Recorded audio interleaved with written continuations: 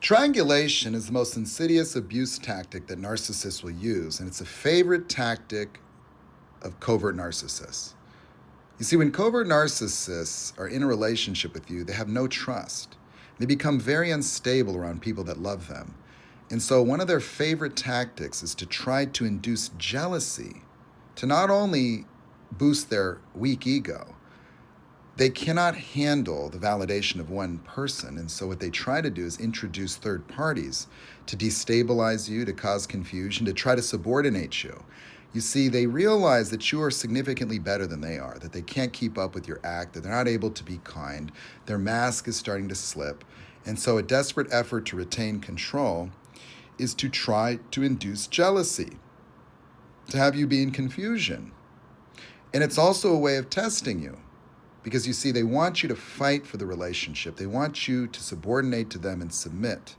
And you see, if you don't go for the jealousy, what they're going to do is they're going to start to go after the third parties that they tried to introduce to you. They're going to show it to you.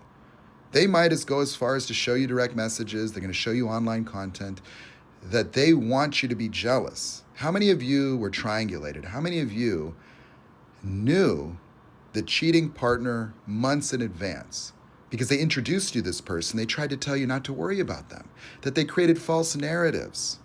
And the person that they told you not to worry about, the person that they tried to triangulate you with, the person that they started to cheat with, the person that caused them to start to disrespect you on the most unholy level. How many of you noticed that right after they started triangulating you, once they became infatuated with someone else, once they started disappearing, once they started having those late night phone calls, once you started to see them smiling on the telephone, talking with another person, that their treatment of you got unholy. They saw no more need to respect you. They did not need to be nice. They did not need to be kind. They did not need to demonstrate any gratitude.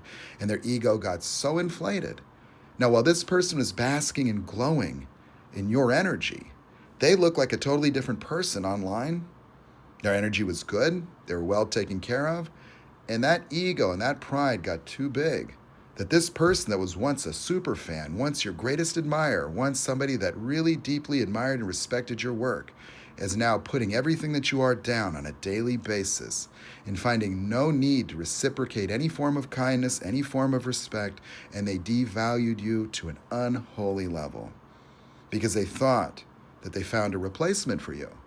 And of course, always playing the victim, they blame you for cheating. How many of you got blamed for cheating? How many of you were told you weren't meeting their needs when you were doing everything in your power to do just that?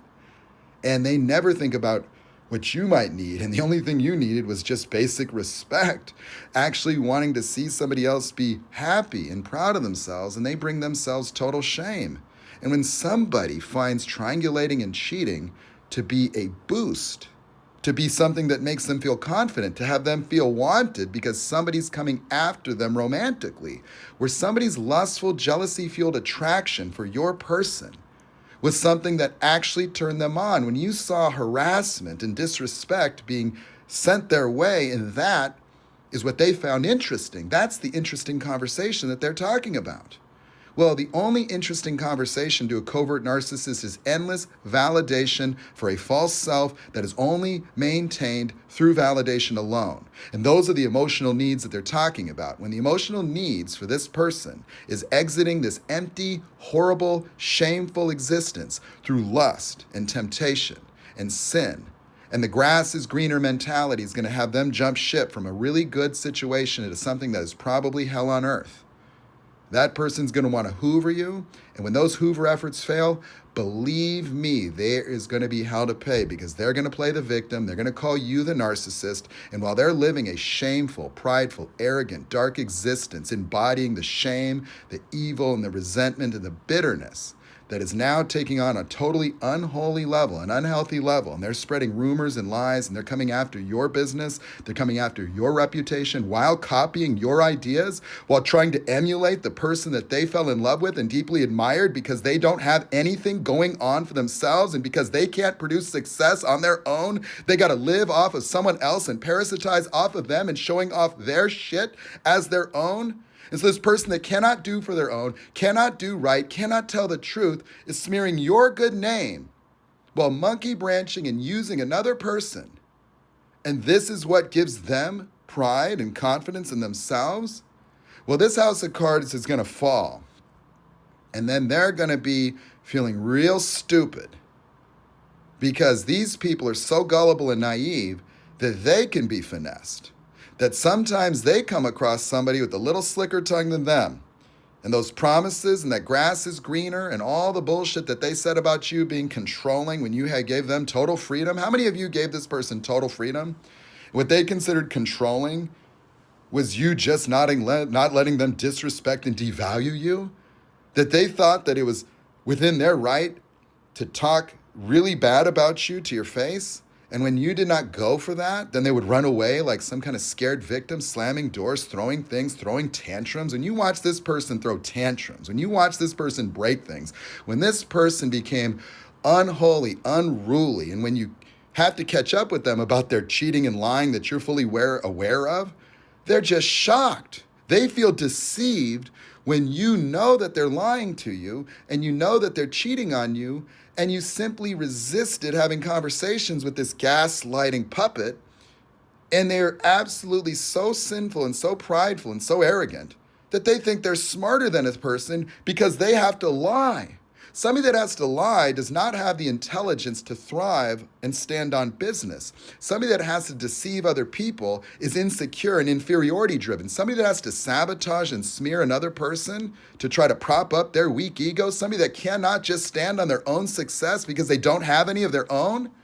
And they got to use other people and try to use your destiny, use your identity and swap fucking places. They want to leave you for dead and brag about their new partner online and publish that kind of shit, and then call somebody else a narcissist when they're the confirmed liar and cheater who hard launches multiple people inside of a fucking year, calling them soulmates.